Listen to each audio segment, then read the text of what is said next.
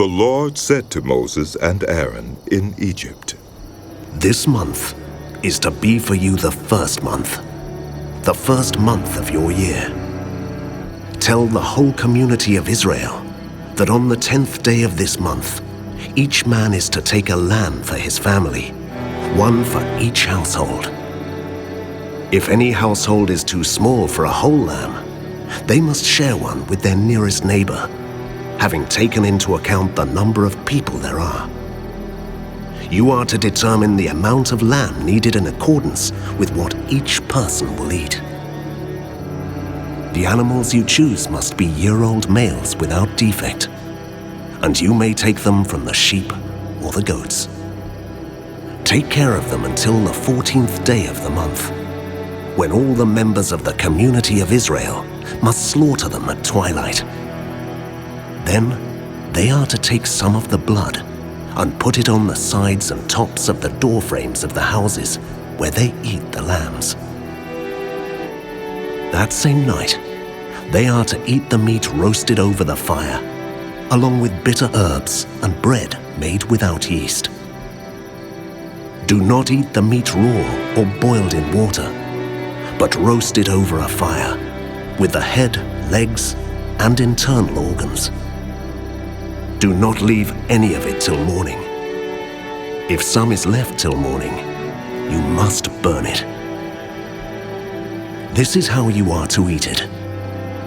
With your cloak tucked into your belt, your sandals on your feet, and your staff in your hand. Eat it in haste. It is the Lord's Passover. On that same night, I will pass through Egypt and strike down every firstborn of both people and animals, and I will bring judgment on all the gods of Egypt. I am the Lord. The blood will be a sign for you on the houses where you are, and when I see the blood, I will pass over you. No destructive plague will touch you when I strike Egypt. This is a day you are to commemorate. For the generations to come, you shall celebrate it as a festival to the Lord, a lasting ordinance. For 7 days, you are to eat bread made without yeast.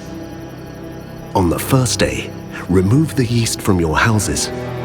For whoever eats anything with yeast in it from the first day through the 7th must be cut off from Israel. On the first day, hold a sacred assembly, and another one on the 7th day. Do no work at all on these days, except to prepare food for everyone to eat. That is all you may do. Celebrate the festival of unleavened bread, because it was on this very day that I brought your divisions out of Egypt. Celebrate this day as a lasting ordinance for the generations to come. In the first month, you are to eat bread made without yeast, from the evening of the 14th day until the evening of the 21st day. For 7 days no yeast is to be found in your houses, and anyone, whether foreigner or native born, who eats anything with yeast in it, must be cut off from the community of Israel. Eat nothing made with yeast. Wherever you live, you must eat unleavened bread. Then Moses summoned all the elders of Israel and said to them, Go at once and select the animals for your families and slaughter the Passover lamb. Take a bunch of hyssop, dip it into the blood in the basin, and put some of the blood on the top and on both sides of the doorframe. None of you shall go out of the door of your house until morning. When the Lord goes through the land to strike down the Egyptians, he will see the blood on the top and sides of the doorframe, and will pass over that doorway. And he will not permit the destroyer to enter your houses and strike you down. Obey these instructions as a lasting ordinance for you and your descendants. When you enter the land that the Lord will give you as he promised, observe this ceremony. And when your children ask you, "What does this ceremony mean to you?" then tell them, "It is the Passover sacrifice to the Lord, who passed over the houses of the Israelites in Egypt and spared our homes when he struck down the Egyptians." Then the people bowed down and worshipped. The Israelites did just what the Lord commanded Moses and Aaron. At midnight, the Lord struck down all the firstborn in Egypt, from the firstborn of Pharaoh who sat on the throne, to the firstborn of the prisoner who was in the dungeon, and the firstborn of all the livestock as well. Pharaoh and all his officials and all the Egyptians got up during the night, and there was loud wailing in Egypt, for there was not a house without someone dead. During the night, Pharaoh summoned Moses and Aaron and said, "Up! Leave my people, you and the Israelites. Go! Worship the Lord as you have requested. Take your flocks and herds as you have said, and go! And also, bless me." The Egyptians urged the people to hurry and leave the country. For otherwise, They said, we will all die. so the people took their dough before the yeast was added and carried it on their shoulders in kneading troughs wrapped in clothing. The Israelites did as Moses instructed and asked the Egyptians for articles of silver and gold and for clothing. The Lord had made the Egyptians favorably disposed toward the people, and they gave them what they asked for. So they plundered the Egyptians. The Israelites journeyed from Ramses to Succoth. There were about 600,000 men on foot, besides women and children.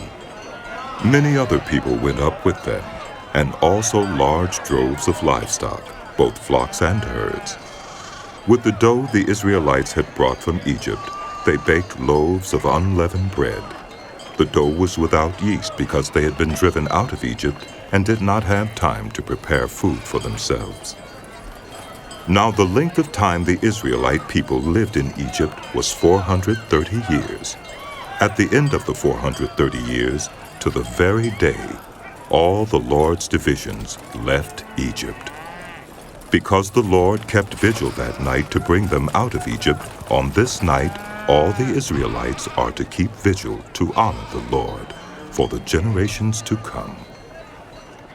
The Lord said to Moses and Aaron, These are the regulations for the Passover meal. No foreigner may eat it. Any slave you have bought may eat it after you have circumcised him. But a temporary resident or a hired worker may not eat it. It must be eaten inside the house.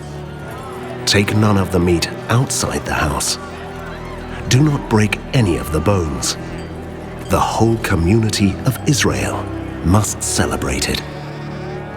A foreigner residing among you who wants to celebrate the Lord's Passover must have all the males in his household circumcised. Then he may take part like one born in the land. No uncircumcised male may eat it. The same law applies both to the native born and to the foreigner residing among you. All the Israelites did just what the Lord had commanded Moses and Aaron. And on that very day, the Lord brought the Israelites out of Egypt by their divisions.